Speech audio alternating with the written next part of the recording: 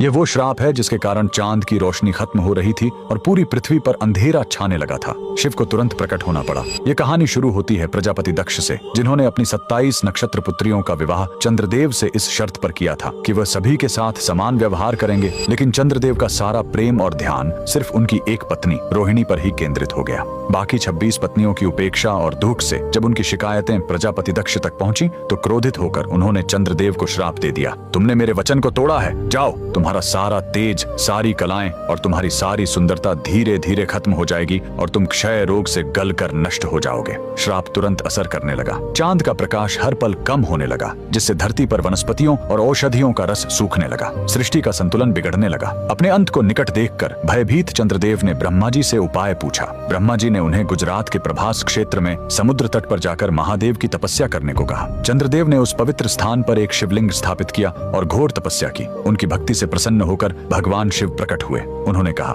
मैं दक्ष के श्राप को पूरी तरह खत्म तो नहीं कर सकता, लेकिन उसका प्रभाव कम कर सकता हूँ। शिव ने वरदान दिया, तुम कृष्ण पक्ष में 15 दिन क्षीण होगे, लेकिन शुक्ल पक्ष में 15 दिन फिर से पूर्ण हो जाओगे। उन्होंने चंद्र को अपने मस्तक पर धारण कर लिया और चंद्रशेखर कहलाए। और जिस ज्योतिर्लिंग की चंद्र ने पूजा की थी वो सोमनाथ, सोम यानी चंद्र के नाथ के नाम से प्रसिद्ध हुआ। और यही सोमनाथ मंदिर भारत का पहला ज्योतिर्लिंग आज भी गुजरात के वेरावल में उसी समुद्र तट पर शान से खड़ा है जहां चंद्रदेव ने श्राप से मुक्ति पाई थी। लेकिन रुकिए, इस मंदिर का एक और रहस्य है। यहाँ मौजूद बाण स्तंभ यह बताता है कि यहाँ से लेकर दक्षिणी ध्रुव तक समुद्र के रास्ते में कोई जमीन नहीं है। भगवान शिव के भक्त कमेंट में हर हर महादेव जरूर लिखें।